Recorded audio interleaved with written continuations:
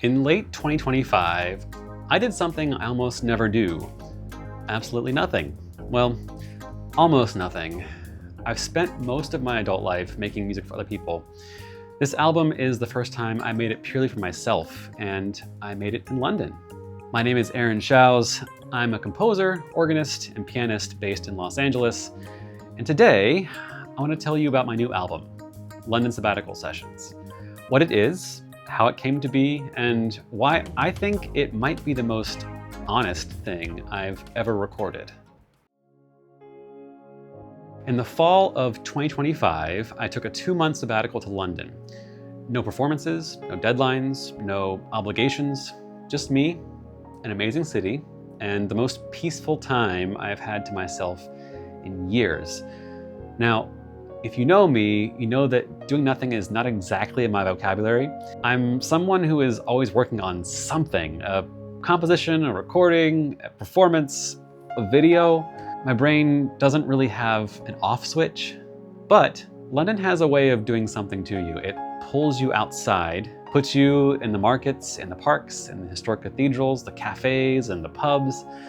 And somewhere in those 2 months, something shifted. I stopped thinking about what I needed to be creating, and I started just getting really quiet and paying attention. And then I'd come home to my flat, sit down at the keyboard, hit record, and play.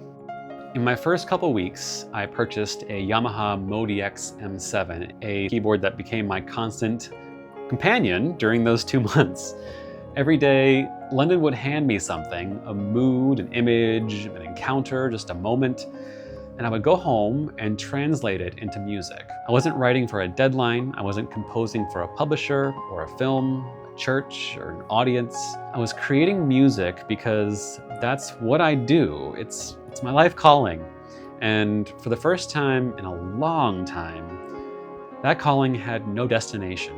It was just the thing itself. I didn't plan on making an album. This was not a project. There was no early concepts, no track list, no release strategy.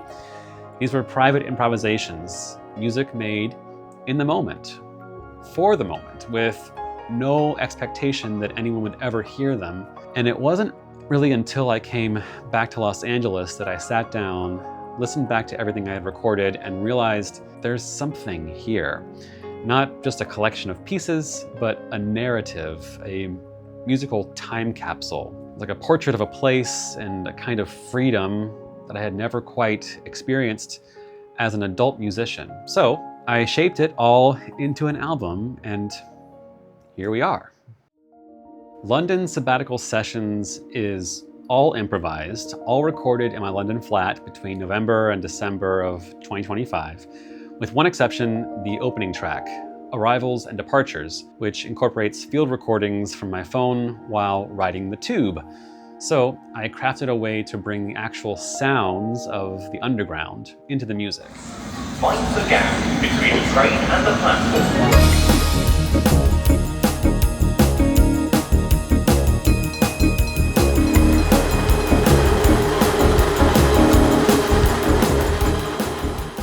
The album as a whole has a pretty wide dynamic range, and I think that's one of the things I'm most proud of about it. London is not one thing. It's not just foggy and overcast, although it can absolutely be that. It's also full of energy. It's fast and it's a little chaotic. So some of these tracks reflect that energy.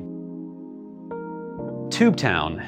Tubetown is that rumbling, chugging along sound in my head when I'm navigating the underground. It's got an up-tempo, kind of bluesy shuffle feel that moves and always anticipates the next step. And then there's its counterpart, a cafe novel. The same theme in a different light completely. I had a melody in my head and 2 different paths in which to steer it.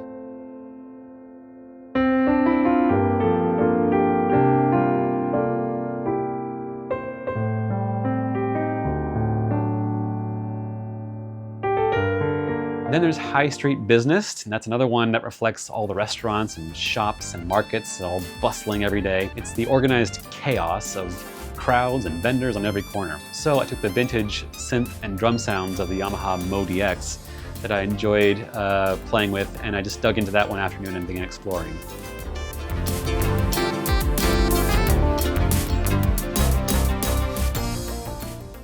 Then there are the quieter moments. 2 p.m. in the forest, a friend, evening song. These are the tracks that came out of stillness, wandering through the woods. Yes, London has woods.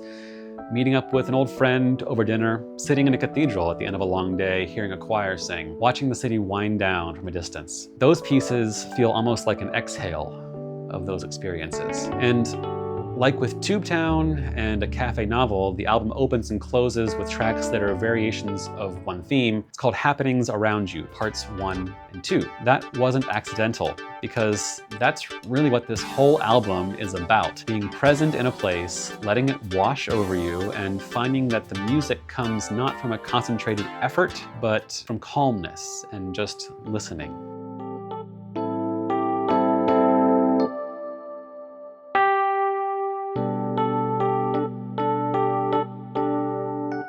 Here's the thing about making music for no one. It turns out to be some of the most freeing creative work I've ever done. There's no filter when there's no audience. There's no second guessing, no shaping something to fit an expectation. It's just pure reaction to a city, to a moment, to whatever the day handed me. And now, I'm sharing it with you, which feels like its own strange and wonderful thing, because you're being invited into something that was never meant for an audience, and I think that's exactly what makes it worth hearing.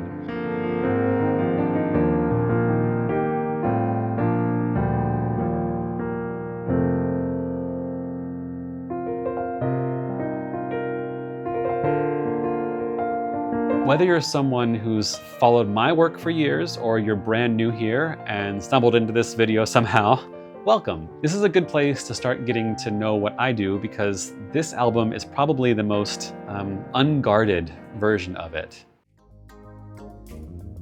London Sabbatical Sessions is available right now, everywhere you listen to music on the go. Spotify, Apple Music, all major platforms. And if you want to support directly, it's also on Bandcamp, where you can stream, download, or grab individual tracks. Bandcamp is, in my opinion, the easiest and best way to support musicians directly. So if you want to throw some love this way, that's the place to do it. Link is in the description below. And if you're new here, I make a lot of different kinds of music: pipe organ, piano, film scores, concert music, and retro synth stuff across a bunch of genres and decades, which makes it tricky for YouTube to place me in like a box. Yay for algorithms, but anyhow, stick around. There's plenty more where this came from. Thank you for watching. I hope this album, which I've nicknamed LSS, gives you a small taste of what that special time meant to me. So I'll see you in the next video. Bye.